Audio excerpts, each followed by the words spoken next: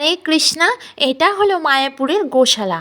তো এখানে প্রতিদিন হাজার হাজার ভক্ত ভগবানের দর্শনে আসেন। তবে মায়াপুর এখন ট্যুরিস্ট ভিলেজও হয়ে গেছে। অনেকে ছুটি কাটাতে এই মায়াপুরে ঘুরতে আসেন। গোশালার মধ্যেই এই দোকানগুলো চোখে পড়বে। এই যে দেখতে পাচ্ছ যে লস্যি আছে আর মিষ্টি দই আর ক্ষীর। তোমাদের বলবো একবার হলেও এই মিষ্টি দই আর ক্ষীর, বিশেষ করে ক্ষীরের কথা বলবো, জাস্ট অসাধারণ। মানে তোমরা ভাবতে পারবে না যে এত টেস্টি হয় ক্ষীর। এই ক্ষীর খেলেই বুঝতে পারবে যে শ্রীকৃষ্ণ ভগবান কেন এই ক্ষীর খেতেন, কারণ এতটাই টেস্টি যে খেতে ইচ্ছাই করবে। তারপর চলে এলাম গোশালার ভেতরে গোমাতার দর্শন নিতে।